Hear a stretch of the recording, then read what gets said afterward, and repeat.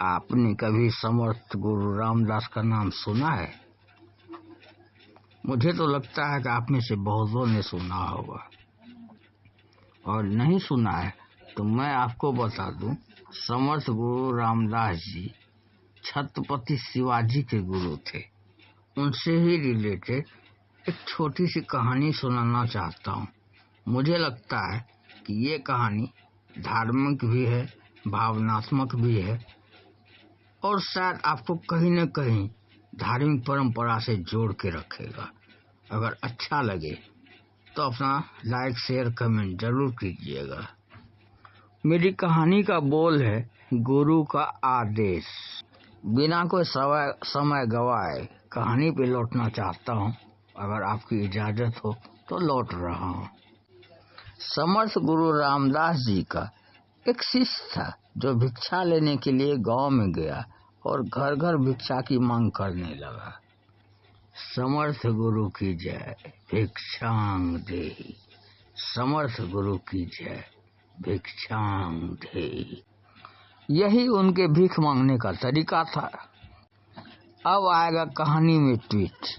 जरा दिल थाम करके कहानी को पूरे एंजॉय के साथ सुनिएगा।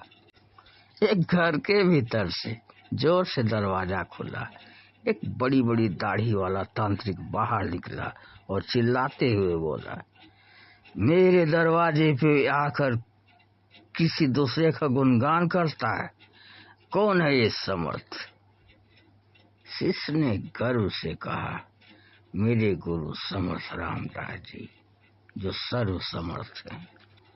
तांत्रिक ने सुना तो क्रोध में आकर बोला कि इतना दुस्साहस कि मेरे दरवाजे पर आकर किसी और का गुणगान करे, तो देखता हूँ कितना सामर्थ्य है तेरे गुरु में। मेरा श्राप है कि तू कल का उगता सूरज नहीं देख पाएगा, अर्थात तेरी मृत्यु हो जाएगी बालक। शिष्य ने श्राप सुना। श्राप सुनकर देखता ही रह गया, और आसपास के गांव वाले भी कहने लगे कि इस तांत्रिक का दिया हुआ श्राप कभी व्यर्थ नहीं जाता। क्या कर लिया बालक तूने? बेचारा तू तो आज मारा जाएगा। बाबू, युवावस्था में ही आज तू अपनी जान गंवा बैठेगा। 100 लोग 100 भाषाएं, सबकी अपनी अपनी भाषा है, पर हर किसी ने हिम्मत ही तोड़ा कि आज तो बेचारा मारा ही जाएगा।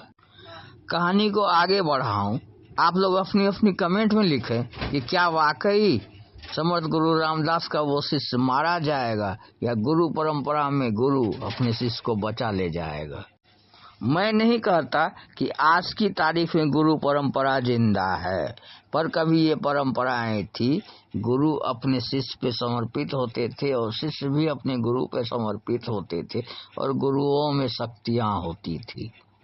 चलिए कहानी को थोड़ा आगे बढ़ाते हैं।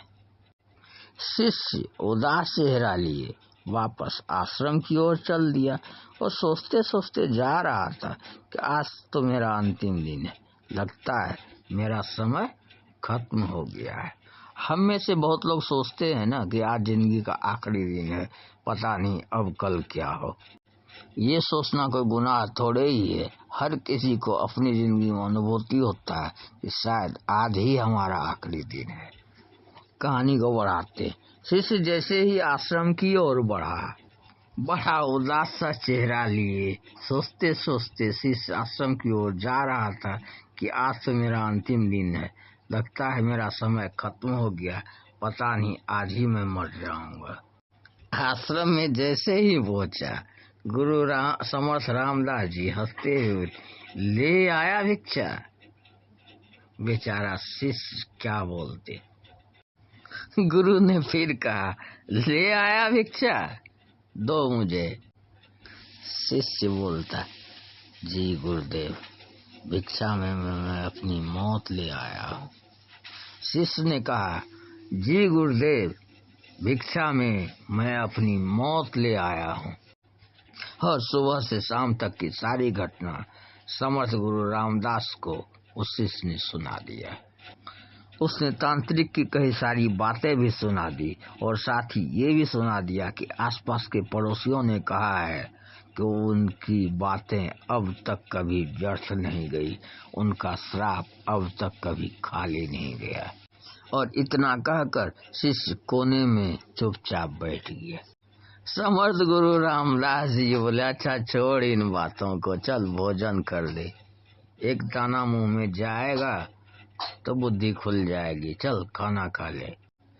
शिष्य ने कहा, गुरुदेव आप भोजन करने की बात कर रहे हैं और यहाँ मेरा प्राण सूख रहा है।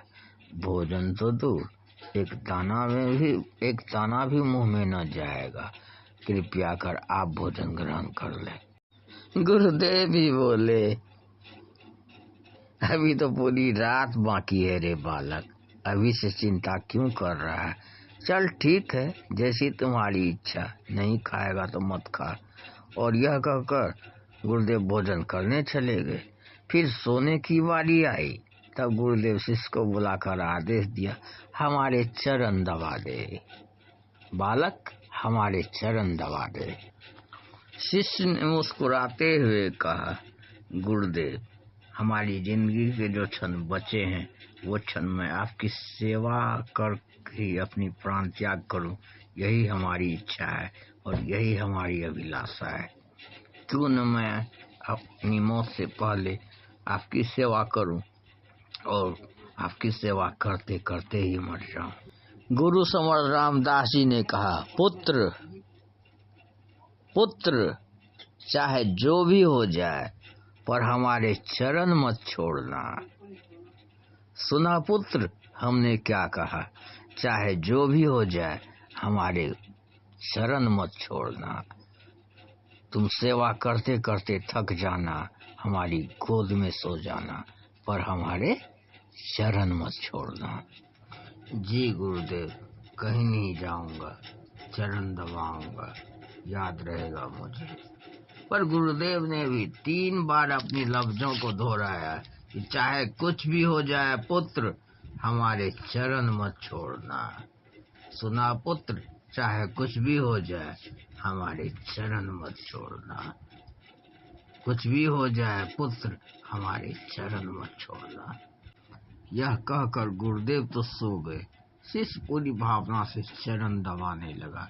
अब कहानी का अगला पड़ाव आने वाला है दोस्तों, जरा देखिएगा कि कहानी कैसा रूप रंग लेती है। रात्रि का पहला पहर बीतने को था। तांत्रिक को अपनी दी हुई बद्दुआ याद थी।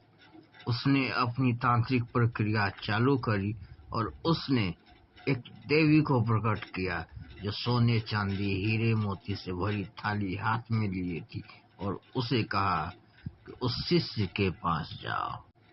शिष्य तब भी समर्थ गुरु रामदास का चरण दबा रहा था। देवी प्रकट हुई और उसने कहा, इधर आ, ये थाली ले लो, इसमें जितने भी हीरे मोती सोना चांदी जवाहरात भरे हैं सब तुम्हारे हैं। ये सब माता लक्ष्मी की कृपा से मैंने तुम्हारे लिए लाया है पुत्र, ये ले लो। शिष्य ने कहा, देवी क्षमा करें, मैं अभी अपने गुरुदेव का चरण दबा रहा हूँ। अगर आप मुझ पर इतनी ही मेहरबान हैं तो कृपया कर ये थाली मेरी बगल में रख दें। देवी ने कहा, नहीं पुत्र, ये थाली लेने के लिए तो तुम्हें ही आना पड़ेगा।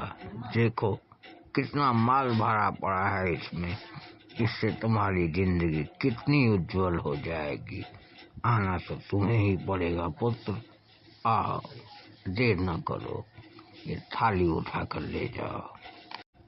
शिष्य ने फिर कहा, नहीं माते, अगर आप हम पर इतने ही मेहरबान हो तो इस थाली को यही रख जाओ, क्योंकि आप खुद देख रही हो कि मैं अपने पूज्य गुरुदेव का चरण दबा रहा हूँ और मैं उनके चरण को छोड़कर कहीं जा नहीं सकता।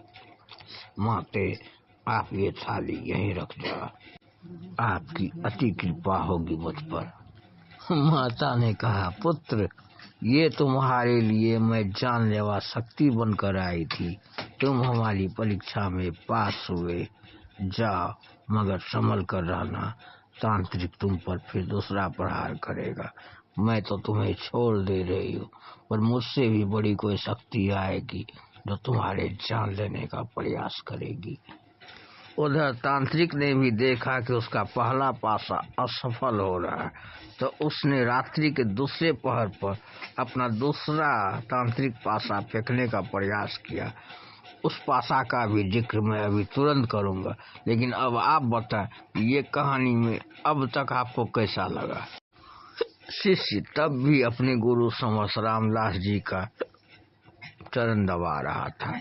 तांत्रिक भी अपनी विद्या को निरंतर जारी रख रहा था।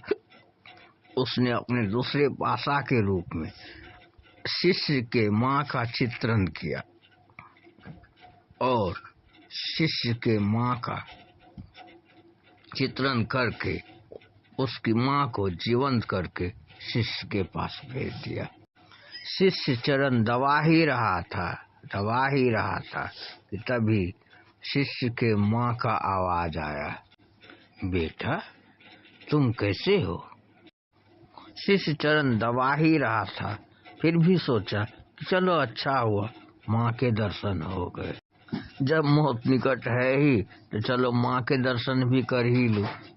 वह औरत जो माँ का रूप धारण किए हुए थी वह बोलती, बेटा आओ गले मिलो, बहुत सालों बाद मिल रही हो, गले नहीं मिलोगे क्या।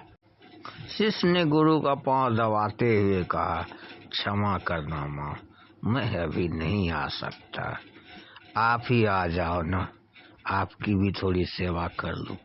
देख रही हो ना अभी मैं अपने गुरुदेव की सेवा कर रहा हूँ, प्लीज माँ आप ही आ जाओ ना। मैं तो खुद चाहता हूँ माँ कि आपसे गले लगूं। आप तो मुझे छोड़कर कहाँ चली गई मुझे अब तक पता नहीं चला। माँ आप खुद आ जाओ ना, मुझे भी आपसे गले मिलना है, आपकी गोदी में सोना है। आप आ जाओ ना माँ, प्लीज माँ आप आ जाओ ना। थोड़ी देर में उस मायावी माँ को भी पता चल गया कि समर्थ गुरु रामदास के इस परम शिष्य के पास मेरी कोई दाल नहीं गल रही, मेरा कोई चाल नहीं चल रहा। तो उसने भी दूर से ही उस भक्त को जो समर्थ गुरु रामदास के शिष्य थे को आशीर्वाद दिया और कहा, पुत्र तुम्हें तो अभिशाप है, आज की रात तो तुम्हें मरना है। उस तांत्रिक के अभिशाप से तो अब तक कोई नहीं बचा, पर तुम्हारा गुरु तुम्हें अब तक बचा रहा है।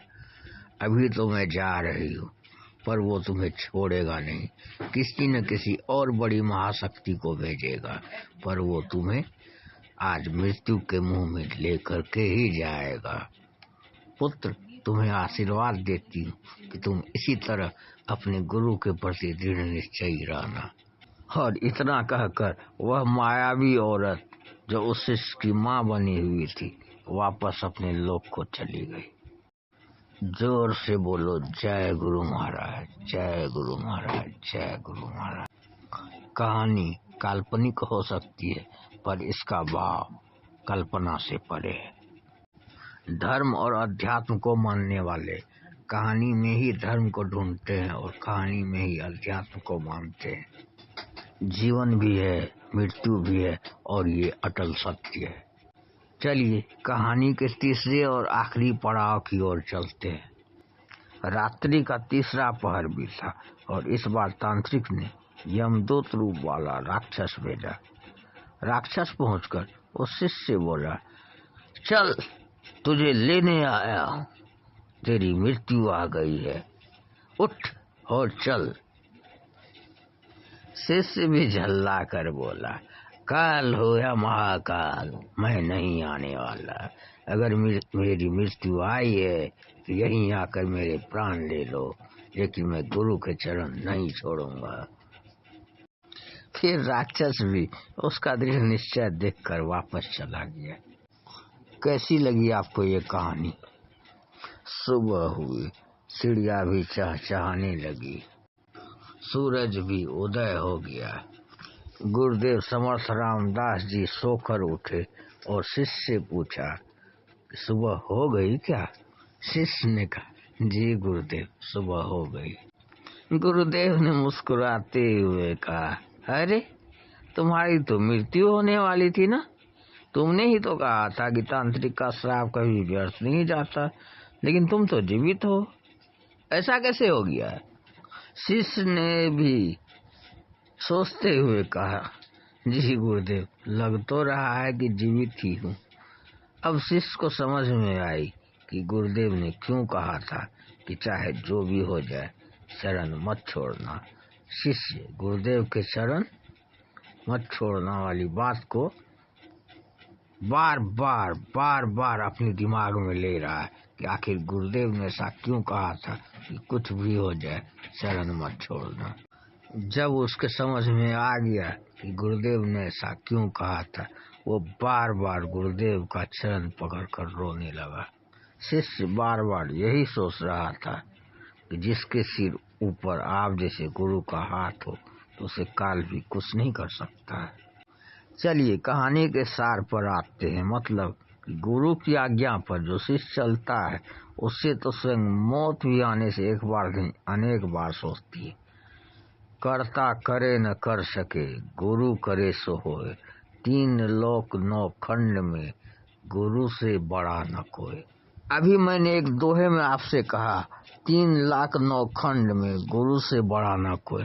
अगर आपके मन में जिज्ञासा हो कि 3 लोक क्या है, 9 खंड क्या है, या भक्ति से उत्प्रेरित होकर आपके मन में कुछ और भी सवाल है, तो इस तरह के कई सवालों का जवाब मैं देने में सक्षम हूँ, पर ये जवाब मेरा नहीं होगा, वैदिक ग्रंथों से लिया हुआ सार संग्रह होगा।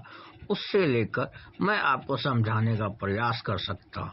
अगर आपको ऐसे वीडियो अच्छे लगे हो तो कृपया कर अपनी टिप्पणी जरूर करें, वीडियो को लाइक करें, ज़्यादा से ज़्यादा इसको शेयर करें, और अगर हमारे चैनल पर आप पहले से सब्सक्राइब कर रखे हो तो आपका दिल से धन्यवाद। और चैनल पर अगर आप नए हैं तो आपसे फिर से गुजारिश होगी कि कृपया आप हमारे मेहनत को सार्थक बनाएं और चैनल को सब्सक्राइब करना न भूलें। आपका दिल से धन्यवाद। आपका दोस्त रमन अररिया।